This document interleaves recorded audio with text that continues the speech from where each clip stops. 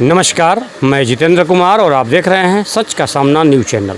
अभी मैं राजपुर पैक्स अध्यक्ष के कुछ समस्याओं को सुन कर के मुझे लगा कि इनसे बात करना ज़रूरी है। हालांकि पैक्स का चुनाव जीत चुके हैं, लेकिन कुछ क्षणिक लाभ के लिए कहें या जैसे भी लालच में आकर के यहाँ जो विकास पदाधिकारी राजपुर के द्वारा कहीं न कहीं इस तरह के जो है अनर्गल काम किए जा रहे हैं कि उसमें काफ़ी खास करके किसान भाइयों में जो है बिल्कुल परेशानी का आलम देखा जा रहा है। इसमें मैं जानने के लिए पहुँचा हूँ कि क्या कुछ चल रहा है। पहले तो बहुत बहुत स्वागत है आपका।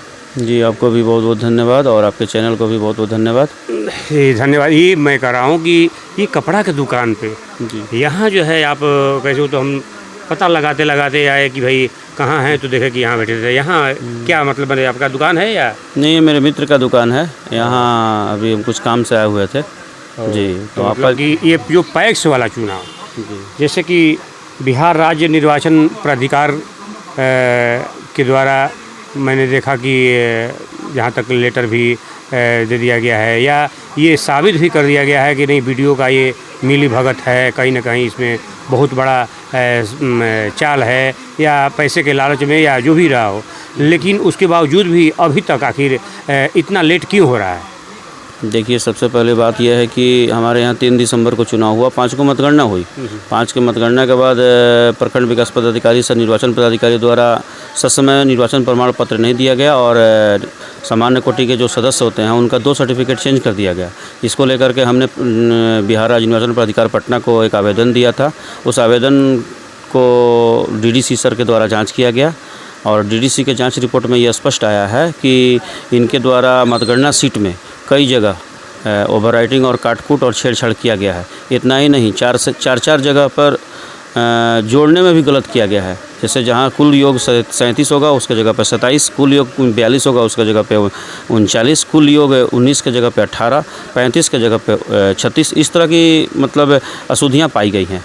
इतना ही नहीं, जो वीडियोग्राफी हुआ था पूरी मतगणना का, उस वीडियोग्राफी में ये भी देखा गया है कि अध्यक्ष पद पर जो जिनको जितना मत प्राप्त हुआ उसका रिकॉर्डिंग है और उनका निर्वाचन का घोषणा किया गया है, लेकिन सदस्य का घोषणा नहीं किया गया और किस सदस्य को कितना मत प्राप्त हुआ इसकी भी घोषणा नहीं है। कहीं ना कहीं घोषणा है भी तो रिकॉर्ड नहीं है। जी, नहीं, रिकॉर्ड तो हुआ ही था और सबका होता है। देखिए, चुनाव होता है और उम्मीदवार वाला कोई मेंशन नहीं है वहाँ पे, मेंशन नहीं है, रिकॉर्डिंग का मेंशन नहीं है। एक चुनाव आप एक सदस्य का कहिए, एक अध्यक्ष का कहिए, उम्मीदवार का और चुनाव में सबका समान भूमिका होना चाहिए। चाहे एक वार्ड का चुनाव हो, एक मुखिया का चुनाव हो, एक मुख्यमंत्री का चुनाव हो, चुनाव होता है और उम्मीदवार होते हैं। सबका रिकॉर्डिंग होना चाहिए, सबको पता होना चाहिए कि हमें कितना मत प्राप्त हुआ और हम और सामान्य कोटि से या जनरल या आपको पिछड़ा जाति से या अति पिछड़ा जाति से या अनुसूचित जाति से कौन कौन विजयी घोषित किए गए और किनको कितना मत प्राप्त हुआ।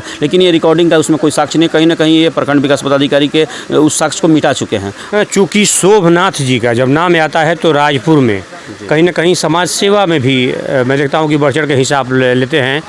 आपको कैसा महसूस होता है जब चुनाव जीतने के बाद कोई व्यक्ति अगर थोड़ा देर के लिए हटा भी दिया जाए, दूसरा भी अगर कोई हो और उसको जो है सालों जो है अपने कर्तव्य निष्ठा से जो काम करने वाला है उसको जो है बिल्कुल मुक्त रखा जाए, या कहीं ना कहीं इस तरह के जो है जो करप्शन है, तो निर्वाचन आयोग या सिर्फ वीडियो, आखिर कहाँ किसको जो है दुश्वार समझते हैं? देखिए सर, कहीं ना कहीं जो काम करने वाला व्यक्ति है और इस चीज़ को लेकर के जनता में काफ़ी आक्रोश है, क्योंकि हम 2014 में पहली बार पैक्स अध्यक्ष बने और हम अपना काम सही से किए और जनता के बीच में खर्रा उतरे हैं उनके विश्वास पर। तो हमको जनता ने पुनः 2019 में मौका दिया।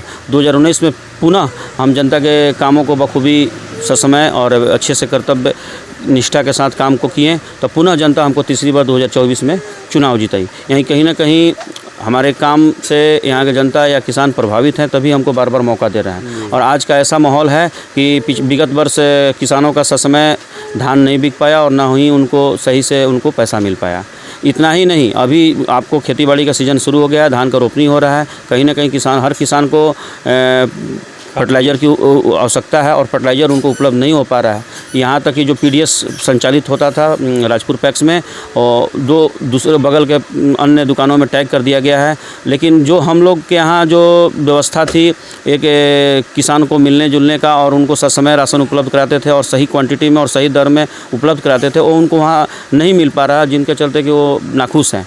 इतना ही नहीं, धान की अगली चिंता है कि अब जो मेरी धान का फसल लग रहा है वो धान अगली बार जो कटेगा वो हम किसको बेचेंगे, कहाँ बेचेंगे, औने पौने दाम में पुनः बेचना पड़ेगा। और चुनाव में जो भी धांधली हुआ है, कहीं ना कहीं प्रखंड विकास पदाधिकारी इसके जिम्मेवार हैं और इसको लेकर के बिहार राज्य निर्वाचन प्राधिकार पटना से लेटर इशू हुआ है, जिसमें कि जो भी ओवर राइटिंग और काटकूट मतगणना सीट में किया गया है उसको लेकर के कहीं ना कहीं बिहार राज्य निर्वाचन प्राधिकार इनसे स्पष्टीकरण मांगा है और बिल्कुल स्पष्ट रूप से मांगा है कि उस मतगणना में ओवर राइटिंग और मतगणना सीट में ओवर राइटिंग करने वाले कर्मी का क्या नाम है, किस पद पे हैं और उनका वर्तमान पदस्थापन कहाँ है, इसकी सूची मांगी गई है। ये तो प्रूफ हो चुका है कि कहीं ना कहीं वीडियो का ये बहुत बड़ा खेल है। बिल्कुल। इसमें कोई दो राय नहीं है। अब ये साबित भी हो गया है, जवाबी कार्रवाई भी लगभग होने वाली है। लेकिन अभी तक इतना लेट क्यों हो रहा है? आखिर विलम्ब होने का मतलब कि कहीं ना कहीं किसान भाइयों से खिलवाड़ करना। जी बिल्कुल सही बात है कि कहीं ना कहीं जितना भी लेट होगा इसमें राजपुर पैक्स का और राजपुर के किसानों का नुकसान हो रहा है। राजपुर किसान को ससमय उनकी समस्याएं को समाधान नहीं हो रहा, ना उनको कृषि यंत्र उपलब्ध हो पा रहा है, ना उनको वो धान खरीदारी हो पा रहा है, ना उनको फर्टिलाइज़र उपलब्ध हो पा रहा है। तो कहीं ना कहीं सबसे ज़्यादा इसमें कहीं किसी का नुकसान है तो राजपुर पंचायत के किसानों का नुकसान है और राजपुर पैक्स का नुकसान है। चूँकि इसका कहीं ना कहीं डीएम साहिब अगर सबसे देखा जाए तो हम लोग के ज़िला के मालिक वही होते हैं। डीएम उदिता जी से आप क्या कहना चाहेंगे, किस तरह का जो है आपका निवेदन होगा? जैसा कि बिहार राज्य निर्वाचन प्राधिकार का द्वारा जो भी अभी पत्र जारी किया गया है, इसको लेकर के हम अपने जिला पदाधिकारी महोदया से मिलकर के अपनी बात को रखेंगे और ऐसे भ्रष्ट पदाधिकारी को निर्वाचन से वंचित रखा जाए। आगामी विधानसभा चुनाव में भी कहीं ना कहीं अगर ऐसे भ्रष्ट पदाधिकारी रहते हैं तो निर्वाचन में ये खिलवाड़ कर सकते हैं। जैसा कि इन्होंने पैक्स चुनाव में किया, तो हो सकता है आगामी विधानसभा चुनाव में भी ये चुनाव के साथ और ये इतने मतलब निर्वाचन जो होता है एक बहुत ही महत्वपूर्ण कार्य है और ये बिल्कुल शुद्ध और पारदर्शी होना चाहिए, जो कि इनके बस की बात नहीं है और ये बिल्कुल ही भ्रष्ट है। जिला प्रशासन से यह निवेदन है कि ऐसे करप्ट प्रखंड पदाधिकारी हों या कोई भी बड़े से बड़े ओहदे पे बैठे हों, उन पे कड़ी से कड़ी कार्रवाई होनी चाहिए, जिससे कि जनता के दिल दिमागों में जो है विश्वास पैदा हो। ये कहना पैक्स अध्यक्ष जो 3 बार के जीते हुए जनता के द्वारा चुने गए पैक्स अध्यक्ष शोभनाथ जी हैं, जिनसे कि हम आपको रूबरू कराए। और सबसे बड़ा जहाँ तक मुझे समझ में आ रहा है कि कहीं ना कहीं चूँकि ये तेज़ तर्रार पढ़े लिखे भी हैं, तो इस वजह से भी जलन होगा कि भाई पढ़े लिखे ज़्यादा हैं, ये छोटी छोटी चीज़ पर जो है कहीं ना कहीं धरपकड़ करते हैं प्रशासनिक आला अधिकारी में। इस तरह के भी कहीं ना कहीं कुछ दिक्कतें हैं, ऐसा भी हो सकता है क्या? देखिए, जो ईमानदार है और जो स्वच्छ छवि का है, कहीं ना कहीं उनसे तो भ्रष्ट पदाधिकारियों को दिक्कत होगा ही होगा। नहीं, अभी मैं देख रहा हूँ कि तेज तरार हैं, पढ़े लिखे हैं, उनसे लोग ज़्यादा खफा होने लगता है, और जो अनपढ़ गंवार हैं उनसे ज़्यादा लोग करीब आने लगता है। ऑफिसर की बात करें तो देखिए, ऑफिसर में इस तरह की बातें होती हैं कि कहीं ना कहीं अगर तेज तरार और जानकार लोग अगर उभर करके आते हैं राजनीति में, तो कहीं ना कहीं उनका मनमानी नहीं चलेगा और उन पर शिकंजा कसा जाएगा। जैसा कि हम लोग विगत 11 वर्षों से जनता का सेवा कर रहे हैं, तो जनता इस चीज़ को भली भांति समझ चुकी है कि पिछले 2009 से और 14 के बीच में 5 साल में उन्होंने पैक्स में क्या मिला और पैक्स के किसानों को क्या लाभ मिला नहीं मिला और हमने उनको क्या दिया, और कहीं ना कहीं इस पद के लायक हैं, तभी हमको जनता चुन रही है। जैसा कि आपने देखा, तमाम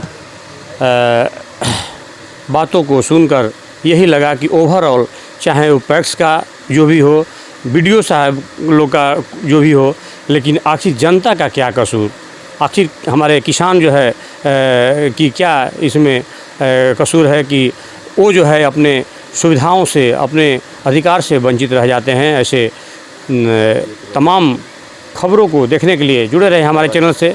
सच का सामना से मैं जितेंद्र कुमार, धन्यवाद।